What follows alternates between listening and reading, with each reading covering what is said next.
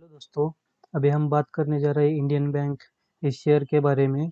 तो पहले देखो, इस शेयर के फाइनेंशियल्स के बारे में हम देख लेते हैं।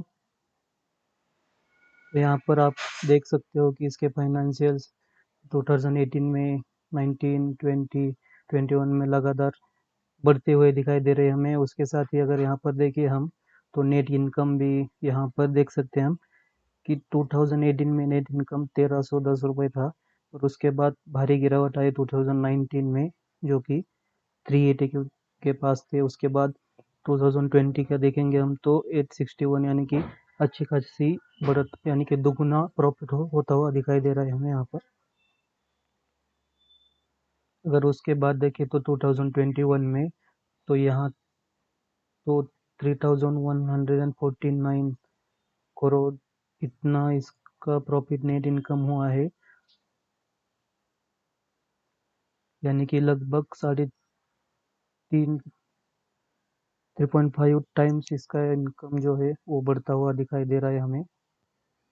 अगर इसके कैश फ्लो स्टेटमेंट पे अगर हम नज़र डालते हैं, तो यहाँ पे हम देख सकते हैं कि जो फ्री कैश फ्लो था तो 2018 में निगेटिव में था, वो भी -3008, लगभग 900 के पास। उसके बाद 19 में प्लस में आया 6000। उसके बाद 20 में देख सकते हैं फिर से माइनस हो गया, और 21 में देख सकते हैं कि बहुत सारा अच्छा सा फ्री कैश फ्लो यहाँ पर दिखाई दे रहा है हमें, जो कि है 16,500 के आसपास वो दिखाई दे रहा है। अगर इसके पेयर्स के बारे में हम बात करें, कंपेयर करें, तो यहाँ पर देख सकते हैं आप कि इंडियन बैंक का जो पी है वो 5.38 है, और जो अदर बैंक है उनके देख सकते हैं हम यहाँ पर पी, एसबीआई का 16.88 है, इंडियन ओवरसीज बैंक का 59 है, पीएनबी का 17 है। तो जो पी है उसके हिसाब से हम वैल्यूएशन अगर निकाले, तो ये काफ़ी अंडर वैल्यूड शेयर हमें मिल रहा है यहाँ पर। अगर इसके पीबी रेशियो के बारे में हम देखेंगे, तो यहाँ पर देखो 0.43, यानी कि एक से बहुत कम है। जो पीबी एक लेस देन 1 होता है तो उसे अच्छा माना जाता है, तो पीबी और पी रेशियो दोनों अच्छा दिखाई दे रहे हैं यहाँ पर। अगर इसमें होल्डिंग्स के बारे में देखें, तो म्यूचुअल फंड ने यहाँ पर देख सकते हैं कि मार्च क्वार्टर में जो 2.57% की जो होल्डिंग थी उसको बढ़ाकर डायरेक्टली 4.18% की है। और अगर डीआईआई की होल्डिंग देख सकते हैं तो 1.8% की थी, जिसे उन्होंने लगभग बढ़ाकर और 6% तक इंक्रीज किया है। उसके बाद एफआईआई की जो होल्डिंग्स है वो 1% से लगभग 3% तक किया है, यानी कि 3 गुना इसमें जो है एफआईआई ने भी अपना स्टेक बढ़ा दिया है। उसके बाद अगर इसका वैल्यूएशन देखेंगे अगर हम, तो यहाँ पे हम देख सकते हैं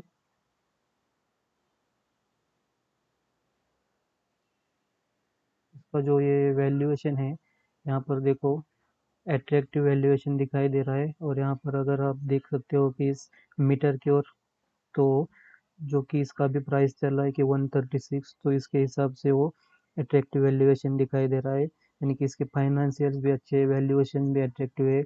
एफआईआई, डीआईआई और म्यूचुअल फंड ने भी इसमें होल्डिंग्स अपनी बढ़ा दी है। तो यह सभी अच्छी चीज़ें इस स्टॉक के बारे में हमें नज़र आती हुई दिखाई दे रही है। अगर हम एनएससी के इस वेबसाइट पे आके इंडियन बैंक के बारे में सर्च करते हैं, तो यहाँ पे हम देख सकते हैं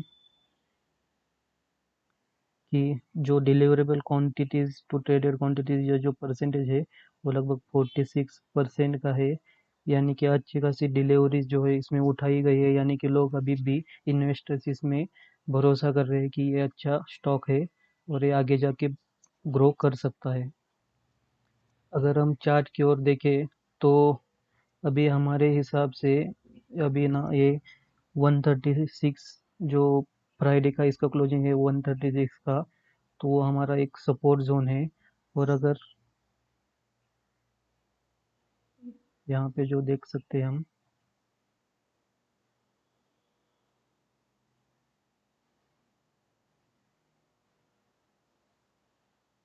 ये वाला हमारा सपोर्ट जोन है।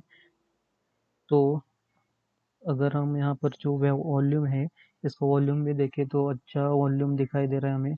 जो थर्सडे को वॉल्यूम था 2.585, तो फ्राइडे को वही वॉल्यूम था 2558,993, थोड़ा सा बढ़ता हुआ दिखाई दे रहा है, ज़्यादा नहीं। और यहाँ पर जो इन्वर्टेड हैमर ये जो कैंडल बना है वो भी अच्छा इसका नोटेशन है कि यहाँ से इसका जो ट्रेंड है वो चेंज हो सकता है। और अगर हमारे लेवल्स के बारे में हम अगर बात करते हैं,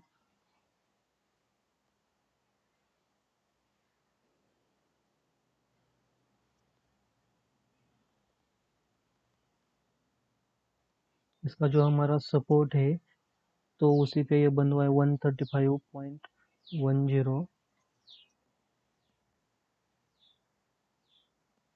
12 ये हमारा सपोर्ट है। और अगर अगर यहाँ से देखें हम तो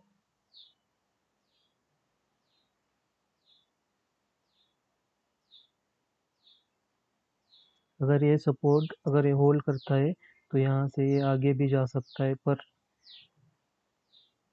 अगर इसने ये सपोर्ट तोड़ दिया, अगर इसके नीचे इसका ब्रेकआउट हो गया तो यहाँ पर देख सकते हैं कि हम नीचे आता हुआ भी देख सकते हैं इस शेयर को।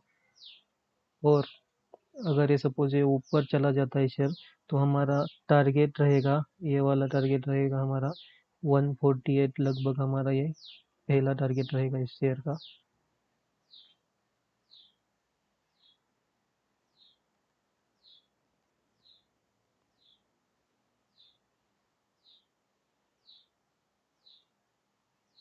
अगर हम दूसरा टारगेट इसका देखें तो ये वाला इसका टारगेट हम कंसिडर कर सकते हैं यहाँ पर। तो इसका दूसरा टारगेट होगा 155 का।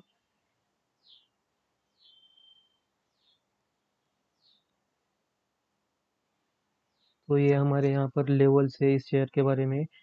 अगर ये मंडे को मार्केट होते यहाँ पर ये इस 136 135 के लेवल को अगर ये सस्टेन करता है, यहाँ पर रुक के आगे बढ़ने की कोशिश करता है, तो ये यहाँ पर हम देख सकते हैं कि 148 तक 149 तक जाने की ट्राई करेगा और वहाँ तक वो हमें रिटर्न दे सकता है। यानी कि अगर हम देखें लगभग तो यानी कि यहाँ पर देख सकते हैं हम कि एक हफ्ते में लगभग हमें 10% के हिसाब से अगर देखें 10% के हमें यहाँ पर रिटर्न मिल सकता है।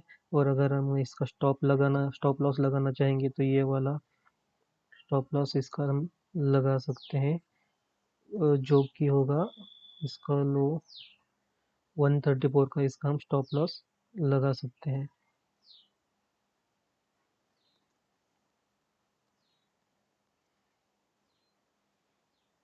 तो आप मंडे को इस ट्रेड में या शेयर में ट्रेड कर सकते हैं।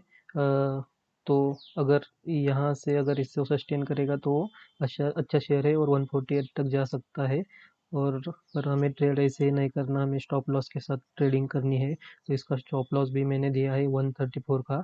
इसके हिसाब से हम मंडे को इस शेयर में ट्रेड कर सकते हैं। तो जैसे कि मैंने आपको दिखाया कि इसका जो वैल्यूएशन है वो भी अच्छा है, बहुत अच्छा वैल्यूएशन है। और इसका जो फ्री कैश फ्लो भी मैंने आपको दिखाया था यहाँ पर, तो फ्री कैश फ्लो भी अच्छा था इसका। देखिए यहाँ पर पॉजिटिव में है, जो कि अच्छी साइन है। और अगर हम यहाँ पर देखेंगे इनकम स्टेटमेंट, फाइनेंशियल स्टेटमेंट, तो लगातार ग्रो होता हुआ दिखाई दे रहा है यहाँ पर उसके इनकम्स। और एनएससी के बारे में हम देखें तो एनएससी में इसकी ट्रेडेड जो डिलीवरेबल क्वांटिटीज है जो अच्छी खासी दिखाई दे रही है यहाँ पर 46। तो हर एक एंगल से यहाँ पर अगर हम सोचे तो मंडे को इस शेयर में हम ट्रेडिंग कर सकते हैं। और इसे हम होल्ड कर सकते हैं 3-4 दिन या एक हफ्ते के लिए, जहाँ से हमें 10% का रिटर्न मिल जाएगा आराम से। पर हमें ऐसे ट्रेडिंग नहीं करनी है। इसका स्टॉप लॉस है 134, उसको 134 को स्टॉप लॉस लगा के हमें ट्रेडिंग करना है।